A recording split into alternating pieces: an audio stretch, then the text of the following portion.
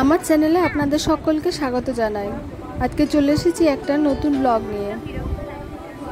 25শে বৈশাখ আমার মামার ছেলে শিবমের উপনয়ন উপলক্ষে আজকে এই ভিডিও।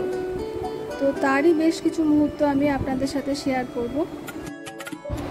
25শে বৈশাখ অর্থাৎ 9ই মে ছিল উপনয়নের দিন, কিন্তু তার প্রস্তুতি বেশ কয়েকদিন আগে থেকেই শুরু হয়ে গিয়েছিল। এটা হলো স্টোর রুম। 9ই মে সকালে প্রথমে গাত্র হরিদ্রা দিয়ে শুরু হয়। বাড়ির সবাই ওকে গায়ে হলুদ মাখিয়ে আশীর্বাদ করে।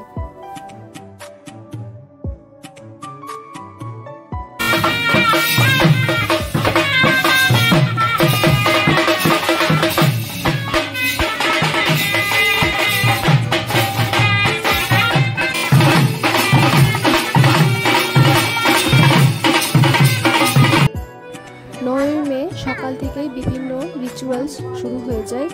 গাত্র হরিদ্রা, এরপর পুজোয় বসে এবং ব্রহ্মচারী খুব ছোট আর প্রচণ্ড গরমের জন্য ওর একটু কষ্ট হচ্ছিল। একে একে সবাই ওকে ভিক্ষা দিল আর ও সবাইকে আশীর্বাদ করলো।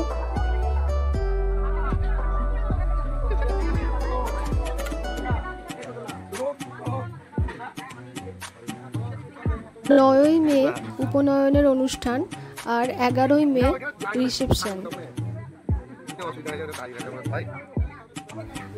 এই 3 দিন খুব আনন্দ করে আমাদের দিনগুলো কাটলো।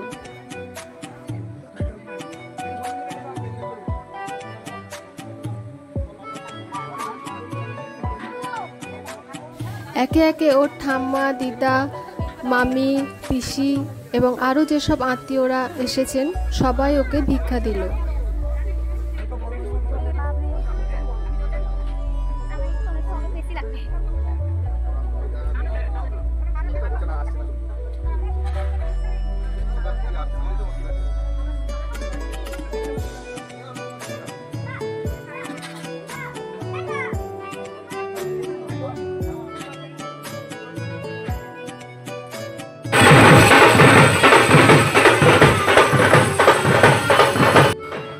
পরের দিন অর্থাৎ 10ই মে খুব সকালে ব্রহ্মচারীকে নিয়ে গ্রাম প্রদক্ষিণ করা হয়।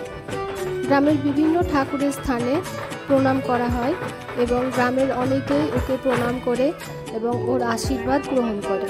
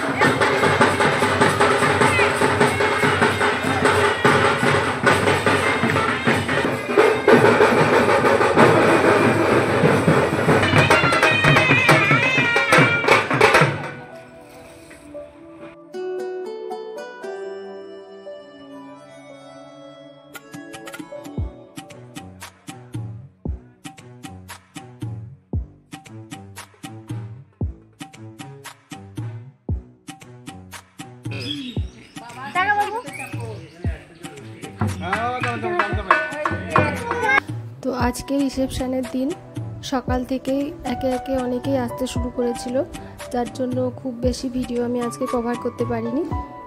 তবু যেটুকু পেরেছি সেটুকুই আপনাদের সাথে শেয়ার করছি। এই দিকটাতে খাওয়া দাওয়ার ব্যবস্থা হয়েছিল আর এদিকে ছাদনাতলা। আর এটা হলো আমার মামাদের শিব মন্দির।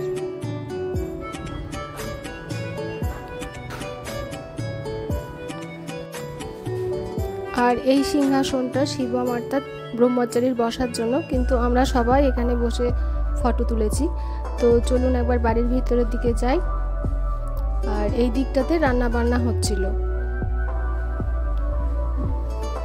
অনেক আত্মীয় স্বজনই এসেছে।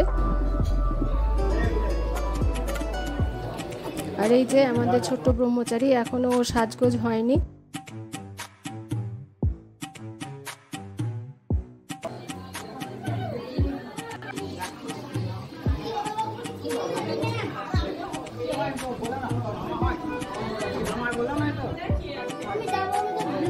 এরপর প্রচণ্ড ব্যস্ত হয়ে পড়েছিলাম, যার জন্য আর ভিডিও করা হয়নি। একেবারে খেতে বসে কিছুটা আমি ভিডিও করেছিলাম।